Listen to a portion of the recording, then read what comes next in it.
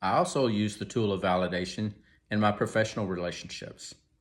I've used this with both customers and suppliers. And this week I used it again with a supplier relationship. There was a teleconference that I had missed because I was doing something else. Uh, but later in the day, both the program manager and the subcontract manager, they're reaching out to me and they're explaining that, hey, you really need to call this guy. I know you have a relationship with him and he's really upset with us, and we think it's going to impact the program. And so I was like, okay, I'll take care of it. I called him. I couldn't get him on the phone, so I left him a pretty long voicemail. And really, what I just told him is I said, look, I said, I understand that you're frustrated. We have a very particular customer, and that's okay. And they want things a certain way, but we are so close. We're almost going to get there. But I completely understand that you're frustrated. I've been through this a few times on some other products, so I completely get it. But if you need to call and vent to me, feel free to do that. I'm happy to listen to you. And so he called back that afternoon and he was like, thank you so much for the voicemail. I really appreciate the way that you handled that, and appreciated your sentiments.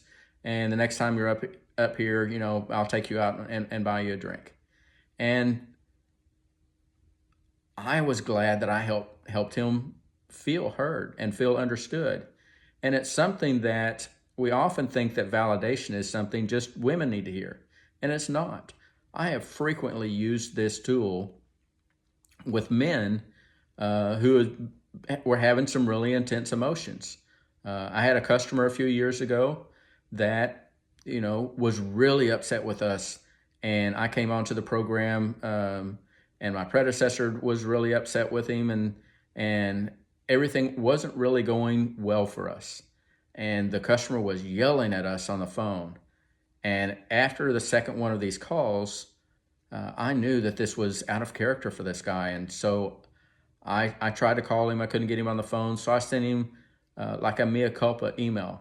And I told him, I said, look, I know that we disappointed you. And I know that we didn't fulfill the promises that we set out to do. And if I were you, I would also feel betrayed. I would feel angry. I would feel frustrated. And I completely get it. And I take full responsibility, for us failing to fulfill our promises and for us to execute upon our commitments. But if you'll let us start over and understand that we've recognized that this has not gone well for us, and we're going to rededicate ourselves to this program. And if you'll just collaborate with us, I think that we can turn this around in a year, and it'll all go well. And we did. We turned it around in a year. But he left me a really gracious voicemail in which he said he really appreciated the email. He really appreciated that we took responsibility, that we didn't try to spin the situation, and that we understood where he was coming from. And I truly did understand where he was coming from. But validation is such a valuable tool that I think that if you start employing that in your personal and professional relationships, you'll find that they go very differently.